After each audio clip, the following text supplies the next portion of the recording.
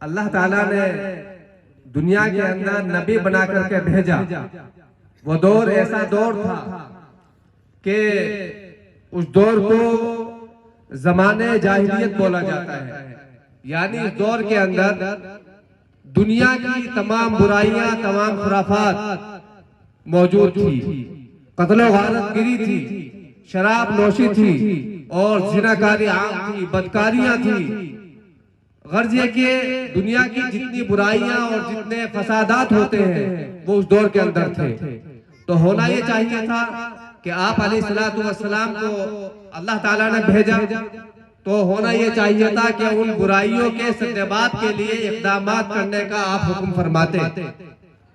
شراب نوشی کے اوپر پابندی لگائی جاتی، زناکاری کو روکا جاتا، بدکاری کو روکا جاتا، اور جو برائیاں عام تھی ان برائیوں کے ختم کرنے کے لیے آپ علیہ السلام کو اللہ کی طرف سے حکم دیا جاتا. لیکن جو سب سے پہلا حکم دیا گیا، یہ نہیں کہا گیا کہ آپ ان برائیوں کو روکیے، بلکہ کہا گیا اقرأ بسم ربک الذی خلق. قرآن پاک کی سب سے پہلی جو آیت نازل فرمائی وہ تھی اقرأ، اور اس میں تعلیم دی گئی کہ پڑھیے اس رب کے نام سے جس نے تمام انسانوں کو، جانوروں کو، جنات کو پیدا کیا. تو قرآن کی جو سب سے پہلی آیت ہے وہ اقرا سے شروع ہوتی ہے، اور اس کے اندر پیغام ہے پڑھنے کا، بچوں کو پڑھانے کا، اپنی بچیوں کو پڑھانے کا، اپنی عورتوں کو پڑھانے کا، اپنے مردوں کو پڑھانے کا. تو یہ پیغام قرآن پاک کے اندر اللہ نے سب سے پہلے رسول اللہ کو دیا. اور حدیث پاک ہے، رسول اللہ صلی اللہ علیہ وسلم نے فرمایا من سلک طریقا یطلب بہ العلم سہل اللہ لہ طریقا الی الجنہ، او کما قال علیہ السلام.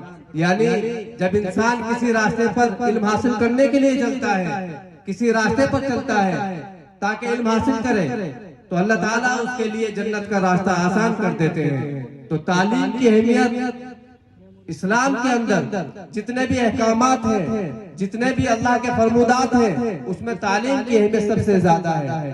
اور تعلیم کو لے کر کے ہمارا جو نظریہ ہے، بالخصوص مسلمانوں کا جو نظریہ ہے وہ بہت ہی زیادہ مایوس کن ہے. حالات بد سے بدتر ہوتے جا رہے ہیں. ہمارے بچے اور بچیاں تعلیم نہ ہونے کی وجہ سے برائیوں کی طرف بڑھتے جا رہے ہیں، نشے کی طرف بڑھتے چلے جا رہے ہیں. مسلمانوں کے اندر آج وہ تمام برائیاں موجود ہیں اور بڑھ رہی ہیں کہ اگر تعلیم انسان کے اندر ہوگی تو ان برائیوں کو روکا جا سکتا ہے.